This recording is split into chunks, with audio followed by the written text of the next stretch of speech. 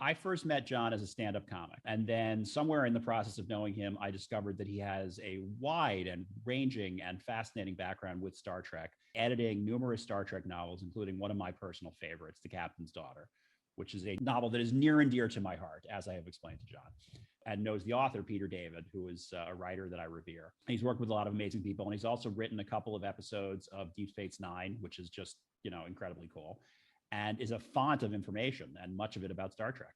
So that's why I thought he'd be a great first guest. Yeah, well, that's so awesome. I mean, already he makes me feel like I don't know anything. Thank you so much for being with us, John.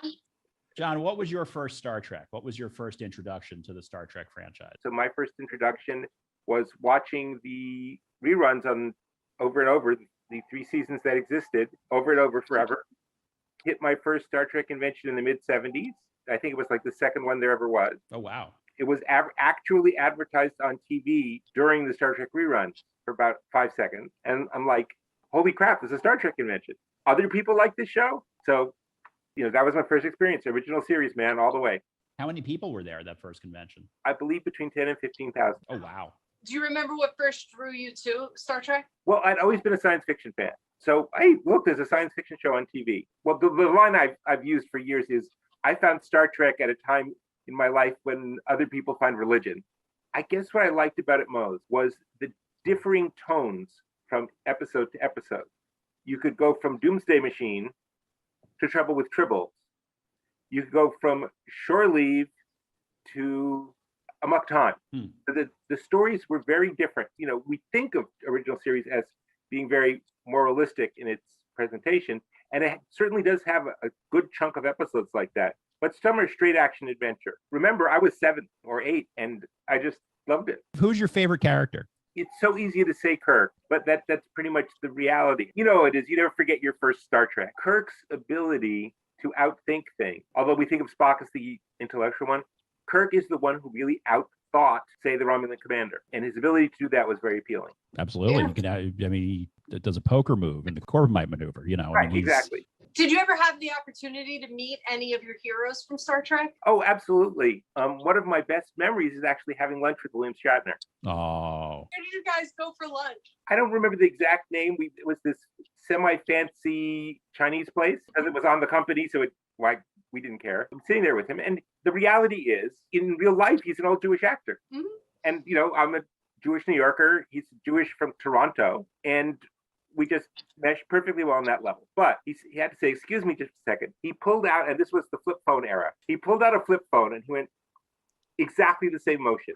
Push the button on it. And he said, did we get that thing done yet? Okay, because it was supposed, how much longer? Yeah, we need to have that done. Okay, that's it. Click. And it's like, oh my God, for this one moment, I wasn't having lunch with a very pleasant and friendly old Jewish actor. I was having lunch with Captain Kirk. And I met Nimoy when we did the audiobook version of the Vulcan's Forge book. And he said, so John, tell me what this book is about. And I said, well, it's basically about why Spock left. This was after unification. Why Spock left Starfleet. And Nimoy said, why did Spock leave Starfleet? And I said, well, and he said, no, never mind. I'll read it. I'll just read it. I'll read it. So you actually explained to Leonard Nimoy something that was going to happen in Spock's transitional period. Yes. Basically, one of the things we did at the novels is we tried to fill in the blanks that they would leave. So in Unification, Spock shows up as an ambassador. Well, why did he decide to become an ambassador as opposed to just staying in Starfleet? So we did a book about that. And George Takei, I went out with my boss and George Takei. On the way to lunch, he said, so which way do we go for this restaurant? I said, you're the navigator, you should know. Right? And he bursts out laughing. My boss gives me these, oh my God, how could you talk to him that way eyes? And then he mentioned that when he was a starving actor, he would just sit on the steps of the New York City Library building and, eat his lunch and read a book or something. And I said, you know what you were doing there, George? You were reading Between the Lions. And once again, my boss daggers. I have a very embarrassing story about me that includes Marina Sirtis. Love to hear it. Go for it. Okay. Please tell us.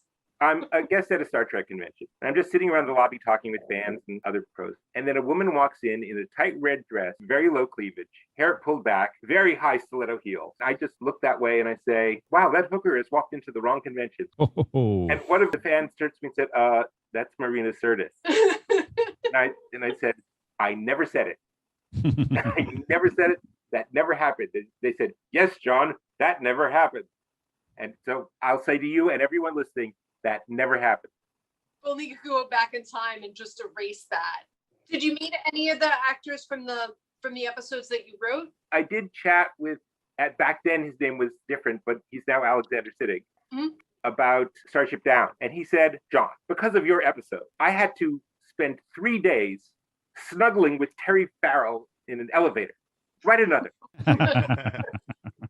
The frustrating thing about that I find about Star Trek, and I'm not here to, obviously I love Star Trek, I'm not here to trash it, but it gives us this wonderful future, but it doesn't tell us how to get there. Well, there are certain things that it says in terms of us sort of curing hunger and working together as one planet, but we're nowhere near that. We have to have World War III first, right? Isn't that a very big part of the timeline? I know, that's not in my head canon. No. They specifically said in original series that we avoided that. They do seem to have escaped the carnage of your first 3 world wars, Doctor. They have slavery, gladiatorial games, despotism. Situations quite familiar to the 6 million who died in your First World War, the 11 million who died in your second, the 37 million who died in your third. Shall I go on? And the fact that Brannon Braga wanted to do it in a movie doesn't change that for me. Okay, fair enough.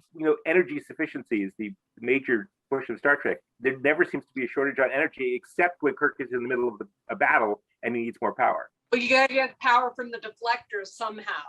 Yes.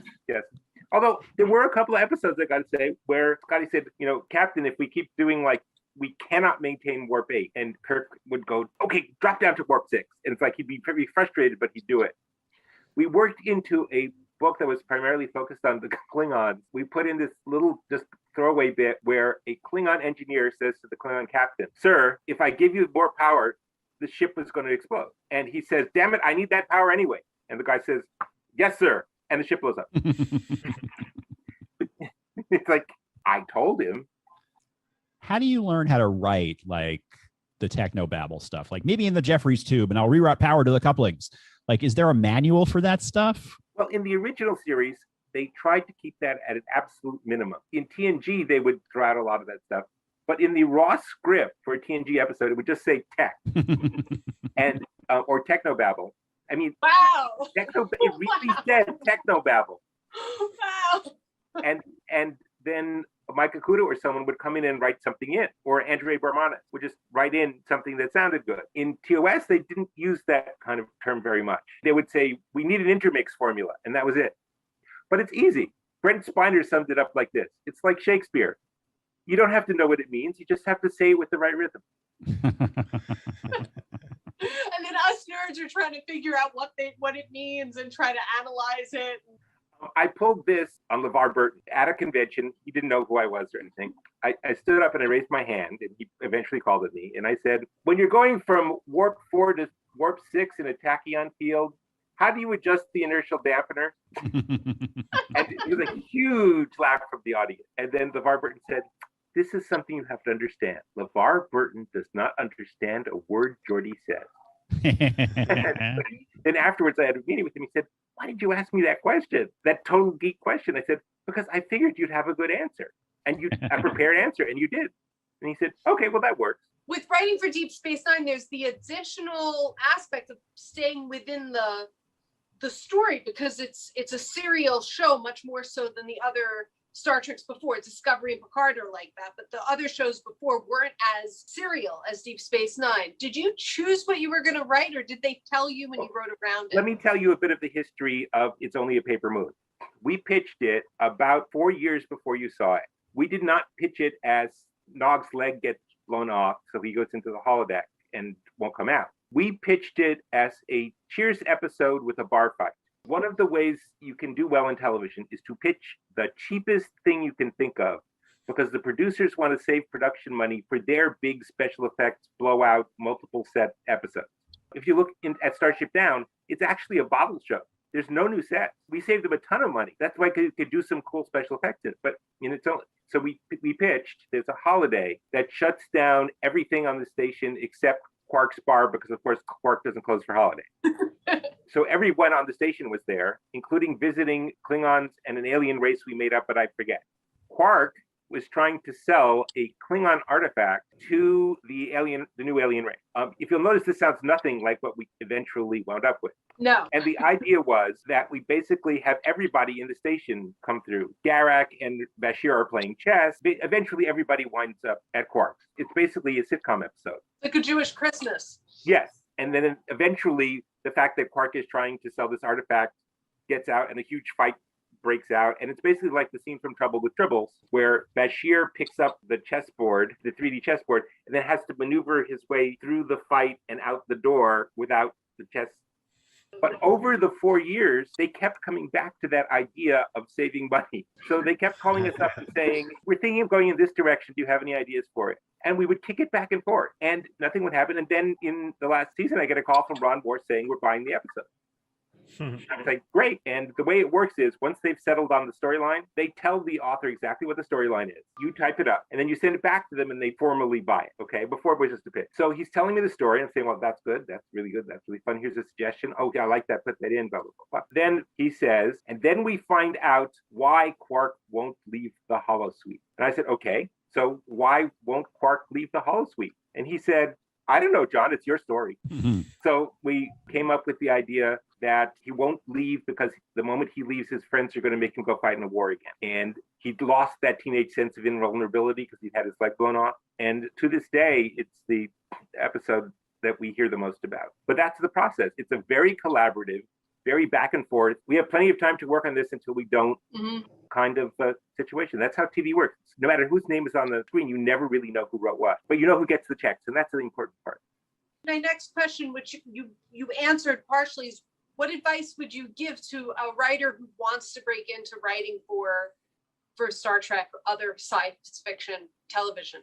I would say go to film school and have a roommate who's more successful than you are. Is that what you did? If you trace back the history of people who broke into television, it's really that. I mean, that wasn't true for me. I just happened to be working for Star Trek in one aspect, so I asked to pitch and they said, yeah. But that's the easiest route in. The other way is to write and write and write and write and write a very good script for some existing show or even an archaic show. I mean, it doesn't matter. A show that went off the air last year. Write a great script for it. Get yourself an agent and go from there because they won't let you in without an agent. You got in because you were already working there? I wasn't working in Hollywood. I was working in New York, but the cooperation level I established between us and the production staff was on such a high level that I said, hey, would you mind if I pitched? The first thing we pitched was TNG with Jerry Taylor, and she bought a pitch, but then Michael Piller came back and they didn't produce it. Oh, no, that was Voyager. And that was, again, very simple. The whole episode takes place, it's basically, we stole it from a MASH episode. The whole episode takes place in sickbay. While the ship is under attack, wounded are being brought in and taken out. The doctor has to manifest multiple versions of himself to keep things going. Here's me on writing. You don't wake up in the morning and say, you know what?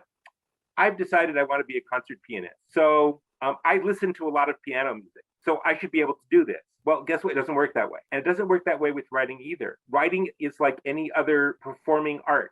You have to practice and practice and practice and practice. That's the only way to get better. You know this from comedy. Without hitting a few open mics, a few dozen open mics to practice. You know, no one's going to discover you because you think you're funny in your living room and you've never written a joke or told it on stage. Very true. Very, very true. Writing is just another performative art and you've got to practice. I would say for science fiction, the last remaining short story magazines are the science fiction magazines. And they'll take submissions from anyone, buy them, read them, write and submit stories. Hopefully, eventually you'll sell one. That's what I did. Oh, you wrote for like Asimov or places like that? The first place I sold a story was a magazine in paperback form called New Destinies. And then after that, I sold one to Amazing Stories, then went to Weird Tales, and then on and on. But I had always really wanted to be an editor. So I basically used the short story credits to get an editing job. So, you know, sort of like, why should we hire you? And the answer is I've already sold 4 stories. I know what I'm doing. So the more you can get a track record. Oh, and the important thing to understand is, other than pitch cheap, it's don't go in with the idea that you're going to be correcting a mistake they've been making in the show. I'm sorry, say that again. Don't go in there. Go in with the idea of, you know, the character Jim Smith, right? They've been doing him all wrong. I'm going to go in there and show them how he should be done correctly. Don't try and fix anything. If they didn't like it the way it was, they would change it themselves. You're supposed to show that you need to come up with a story that they couldn't think of themselves. I mean, we sold Starship Down because my writing partner said to me, I really wish there was a way to do Das Boot on Deep Space Nine. And I said, there is. Let's do that. Mm-hmm.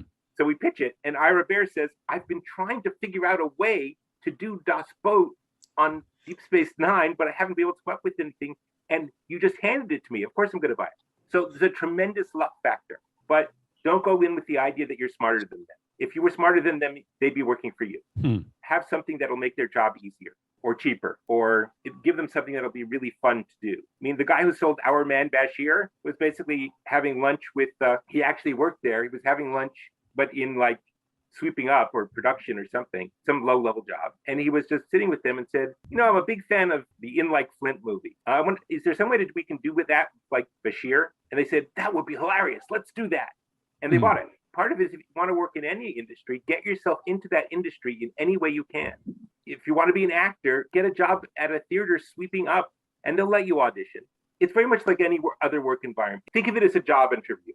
You go in there and you're trying to show them that you can do a good job, you can be very professional, and you can come up with something that's easy for them to do, that makes their life easier, and that they didn't think of on their own yet. And that's basically about it. Just accept that that's what it is. It's a job interview. That's really good advice, especially with starting from just get lucky with your roommate. There are things you can do. Just so you know, to sell 2 episodes of Deep Space Nine, we did 110 pitches among multiple shows to sell 2 episodes. 110? 110. Oh, wow. And that's actually considered a pretty high hit rate. You came up with 110 different ideas? Yeah, between Voyager and Deep Space Nine. Oh, wow. And TNG. Well, first of all, it's not that hard if you have no compunctions about lifting a famous story, or if you're not trying to reinvent the TV concept, just do a TV concept, it becomes much easier. If you start from an angle that's different from, I wonder what the best story I can tell is, you'll find yourself telling a very good story. A TV episode is not a small movie. A TV episode is theater done on sets that happens to be filmed, especially a science fiction show where it's not like SVU where they can go take a walk on the street. If you have to, make notes. Okay, they have established, they have an engineering set, they have a bridge set, they have a medical bay. What are the 7 or 8 sets that they actually have? I'm going to assume that's a theater and that they have those sets, and I'm going to tell a story set in that theater. I mean, this is why every TV show eventually winds up doing a show where everybody's trapped in the main set. Even ER wound up doing Breakfast Club. Somehow everybody had to take the same professional standards class, so they spent the whole episode sitting in this one classroom. Why? Cheap. Yep. But that kind of limitation doesn't hurt storytelling. It helps storytelling. What Star Trek race would you be other than human? I really like the idea of no one being able to look at me without going insane. So the one from the original series episode where the alien was in a box. You're such a New Yorker. Yeah. What Star Trek creature would you most want as a pet? A Horta. One of the first Deep Space Nine novels I edited, I felt like the show was the show and the novels were drifting away from feeling like they took place in the Star Trek universe. So I called up a very good horror writer friend of mine, Greg Cox, and said, hey, Greg, I want a bunch of baby Hortas eating Deep Space Nine. And he said, I can do that. And I said, I know, that's why I called you.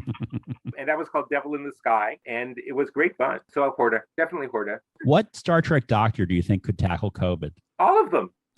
For God's sakes, in Star Trek 4, McCoy gives a woman a pill and she grows into a kidney. I don't think COVID would be much of a problem.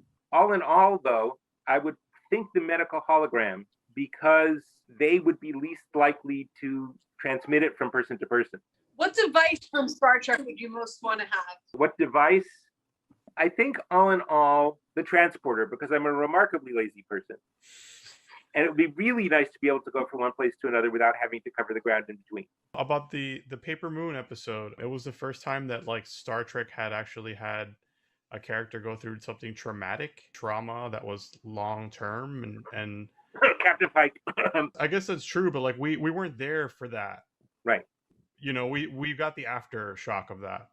Right. Were you guys aware of that at the time, that you were doing something new, putting the character through something that was going to be radical in a sense?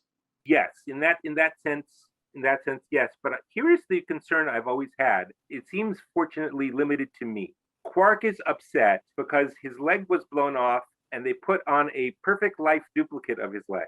Now, in our world, there are people whose legs have been blown off who don't get a snap-on new leg. And I'm really worried about the idea that to them, their reaction would be, well, what is he so upset about? They just snapped on another leg. I can't get another leg. Why are they getting another leg? Do I want to watch this? But it turns out that I was afraid of nothing. That everyone's reaction was completely, that's exactly how I felt. I didn't want to go back in the world. And the fact that Quark had gotten his leg back, it was almost, they said, well, that's sort of the point. You can, even if you can heal all my physical injuries, I'm not healed. And okay, I was overly sensitive in that case. And I'm glad I was, and I'm glad we were reaching out to people who had been through that sort of stuff and that they identified with it, and rather than feeling the way I was afraid they might feel. John, thank you so much for coming on. This was really fascinating and terrific, and we really appreciate it. Thank you for having me. Where else can people see you? I'm going to be at the Broadway Comedy Club, 9 p.m. show, May 8th. And if you buy your tickets online and use the code Ordover, you'll save $10. All I have to be is hilarious. How hard can that be? Tomorrow, I'm going to go to Carnegie Hall and be a concert pianist. Not in this economy. Yeah, no. Thank you so much for joining us. It was really an honor to meet you and getting to know all you know about Star Trek, which makes me feel like I know nothing. All I could say is I love being here, and I absolutely adore that there are like 27 new Star Treks coming on. Oh, let me leave you with this. This is absolutely true. I went to high school with Michelle Hurd, who plays Rafi on Star Trek Picard. And I was a big Star Trek fan. And she once made fun of me for wearing a Star Trek uniform to school. So I now make fun of her for wearing one to work. Love it. Thank you for watching the Primetime Directive. This has been John Ordover. I have been Bret Singer, joined by Sharon Simon and Jessie Reyes. Please come back. We'll be here. Live long and prosper.